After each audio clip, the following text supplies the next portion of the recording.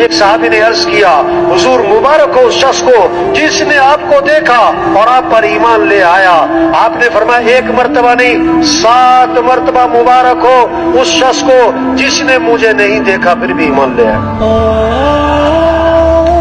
تو بھائی چھوٹی سی زندگی ہے، آج زمین کے اوپر ہیں کل زمین کے نیچے ہوں گے، آج زمین پر چل رہے پھر دفن ہو جائیں گے، آج اپنے پر مٹی نہیں پڑنے دیتے پھر منو مٹی تلے دبا دیے جاتے.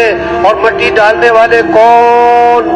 اپنے اور ثواب سمجھ کر ڈالتے، اپنے ہاتھ بھی قبر پہ جھاڑتے.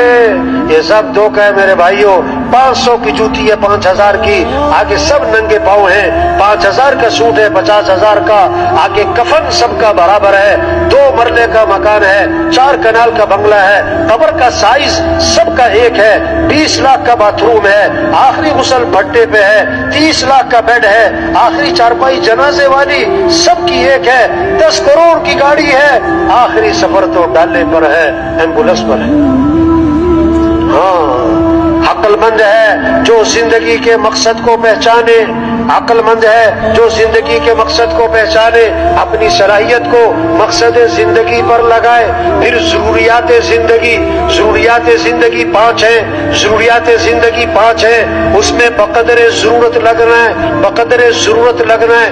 کھانا ہے، لباس ہے، مکان ہے، شادی ہے، سواری ہے، یہ ضروریات زندگی ہیں. یہ ضروریات زندگی ہے، بقدر ضرورت لگنا ہے.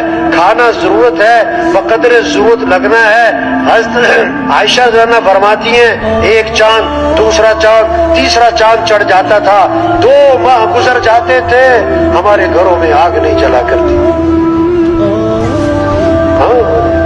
کھانے سادہ تھے، آج زور لگ گیا کھانوں پر.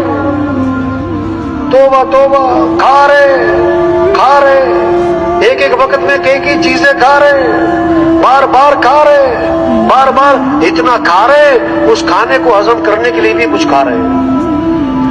ہاں آپ نے فرمایا بدترین برتن جس کو بھرا جائے وہ پیٹ ہے، بدترین برتن جس کو بھرا جائے وہ پیٹ ہے.